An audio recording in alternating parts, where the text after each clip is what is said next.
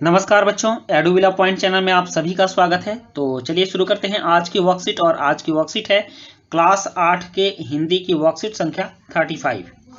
और आज का जो चैप्टर है वह है अकबरी लोटा। तो काफ़ी इंटरेस्टिंग चैप्टर रहने वाला है, इसलिए आप हमारे साथ जरूर बने रहिएगा।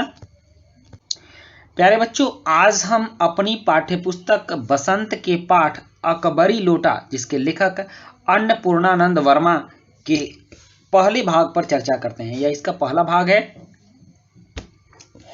इस पाठ को आप एक बार में ही अपनी पुस्तक से भी पूरा पढ़ सकते हैं, तब आपको पाठ का कथानक समझ में आएगा कि ये कथा क्या है। लाला झाऊलाल को खाने पीने की कमी नहीं थी। नाम बहुत इंटरेस्टिंग है, लाला झाऊलाल। ऐसे नाम अधिकांशतः किसी स्थानीय मोहल्ले में, गांव में देखने को मिल जाते हैं। सबके कुछ कुछ अपने अपने नाम होते हैं जो गांव वालों ने उनको दिए होते हैं। काशी के ठठेरी बाजार में मकान था। ठठेरी बाजार काशी एक जगह है उत्तर प्रदेश में, बनारस के नज़दीक, वाराणसी के नज़दीक। और ठठेरी बाजार उस बाजार को कहा जाता है जहां बर्तनों का बाजार लगता है। तो काशी के ठठेरी बाजार में मकान था। नीचे की दुकानों से 100 रुपये मासिक के करीब किराया उतर आता था। यह बात तब की है जब 100 रुपये में भी किसी परिवार का खर्चा चल जाता हो, मतलब पुराने जमाने की बात है। अच्छा खाते थे, अच्छा पहनते थे, पर 250 रुपये तो एक साथ आंख सेकने के लिए भी न मिलते थे। आंख सेकने का मतलब कि देखने के लिए भी कभी 250 रुपये एक साथ नहीं मिलते थे। खाने भर का काम हो जाता था। अपने मकान के किराया से वो अच्छा खा लेते थे, अच्छा पहन लेते थे।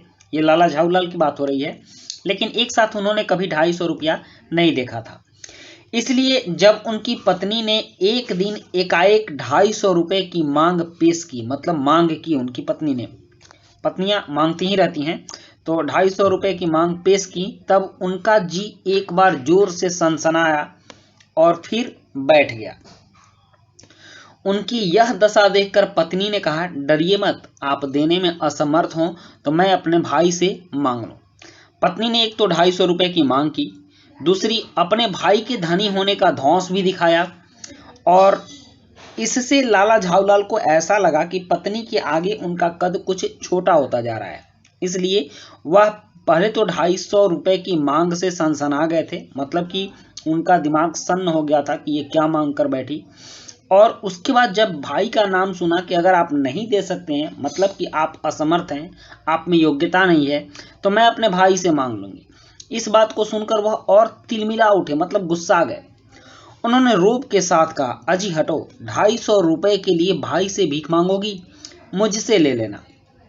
जोश में इन्होंने भी कह दिया, मुझसे ले लेना, लेकिन मुझे इसी जिंदगी में चाहिए। उनकी पत्नी ने दोबारा व्यंग किया कि इसी जिंदगी में चाहिए। इसका मतलब है कि लाला झाऊलाल कोई भी चीज देने का वादा करके देते नहीं होंगे, तभी उनकी पत्नी कह रही कि मुझे इसी जिंदगी में चाहिए। तो लाला झाऊलाल ने कहा, अजी इसी सप्ताह में ले लेना। सप्ताह से आपका तात्पर्य 7 दिन से है या 7 वर्ष से? पत्नी ने दोबारा व्यंग किया कि आपका सप्ताह क्या 7 दिन वाला सप्ताह है या 7 वर्ष वाला सप्ताह है? तो लाला झाऊलाल ने रोब के साथ खड़े होते हुए कहा, आज से 7वें दिन मुझसे 250 रुपये ले लेना। लेकिन जब दिन ज्यों त्यों में यूं ही बीत गए, मतलब कि पैसे का व्यवस्था नहीं हुआ और दिन बीतते जा रहे थे, रुपयों का कोई प्रबंध न हो सका, तब उन्हें चिंता होने लगी। प्रश्न अपनी प्रतिष्ठा का था, अपने ही घर में अपनी साख का था। देने का पक्का वादा करके अगर अब दे न सके तो अपने मन में वह क्या सोचेगी, उसकी नजरों में उसका क्या मूल्य रह जाएगा। अपनी वाहवाही की सैकड़ों गाथाएं सुना चुके थे, मतलब अपनी पत्नी को अपनी वाहवाही की गाथाएं सुना चुके थे, डींगे हाँक चुके थे कि मैं ये कर सकता हूं, मैं वो कर सकता हूं, मैं इतना पैसा ला सकता हूं, मेरे पास बहुत सारे पैसे, बहुत सारी बातें उन्होंने कही होंगी अपने पत्नी की नज़र में बड़ा होने के लिए।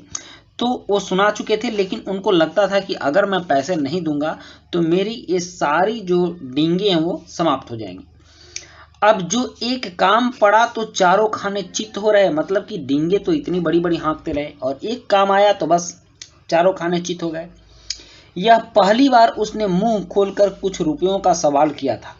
इस समय अगर दुम दबाकर निकल भागते हैं तो फिर उसे क्या मुंह दिखलाएंगे? दुम दबाकर निकल भागना मतलब धीरे से निकल जाना।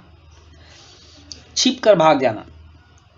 तो वो कहते हैं कि अगर मैं ऐसा नहीं करता हूं तो फिर उसके सामने कैसे जाऊंगा, मुझे शर्म आएगी। खैर एक दिन और बीता। 5वें दिन घबराकर उन्होंने पंडित बिलवासी मिश्र को अपनी विपदा सुनाई, अपनी व्यथा सुनाई, अपने दिल का हाल सुनाया। किस तरह वह अंदर ही अंदर कुढ़ रहे थे। संयोग कुछ ऐसा बिगड़ा था कि बिलवासी जी भी उस समय बिल्कुल खुश थे, मतलब कि खाली थे। उन्होंने कहा मेरे पास है तो नहीं, पर मैं कहीं से मांग जांच कर लाने की कोशिश करूंगा, और अगर मिल गया तो कल शाम को तुमसे मकान पर मिलूंगा। उन्होंने भी आश्वासन दिया। एक दिन और बढ़ गया कि मैं कोशिश करता हूं किसी से मांग कर देने की। वही शाम थी, हफ्ते का अंतिम दिन। कल 250 रुपये या तो गिन देना है या सारी हेकड़ी से हाथ धोना है। यह सच है कि कल रुपया न आने पर उनकी स्त्री उन्हें डालम फांसी न कर देगी। डालम फांसी मतलब फांसी पर नहीं चढ़ा देगी, केवल जरा सा हंस देगी कि देख लो हुआ क्या, बड़ी डींगे हाँकते थे, पैसों का व्यवस्था तो नहीं हुआ। पर वह कैसी हंसी होगी, कल्पना मात्र से झाऊलाल में मरोड़ पैदा हो जाती थी। लेकिन वह कुटिल मुस्कान होगी, वह इनकी काबिलियत पर हंसी होगी, इनकी योग्यता पर सवाल होगा। इस बात को सोचकर झाऊलाल के पेट में दर्द उत्पन्न हो जाता था। आशा है पाठ के इस भाग को पढ़कर आपको मजा आया होगा। आइए इस भाग पर आधारित कुछ प्रश्नों के उत्तर खोजने की कोशिश करते हैं।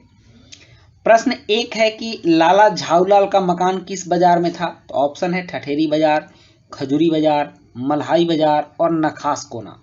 तो ठठेरी बाजार में था, इसलिए ऑप्शन क सही उत्तर होगा। प्रश्न 2 है कि लाला झाऊलाल की पत्नी ने कितने रुपयों की मांग की थी। तो ऑप्शन है 125, 350, 150, 250। तो उन्होंने 250 की मांग की थी, इसलिए घ उत्तर सही होगा। उसके बाद तीसरा प्रश्न है कि झाऊलाल को किससे मदद की उम्मीद थी। ऑप्शन क है विजय तिवारी, ख सुमित्रा, ग ज्योति, घ पंडित बिलवासी मिश्र। तो झाऊलाल को पंडित बिलवासी मिश्र से मदद की उम्मीद थी। उसके बाद चौथा प्रश्न है दुम दबाकर निकल भागना से क्या तात्पर्य है।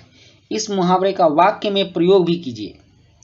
और पांचवा है कि पत्नी की हंसी की कल्पना मात्र से झाऊलाल के पेट में मरोड़ क्यों हो जाती थी।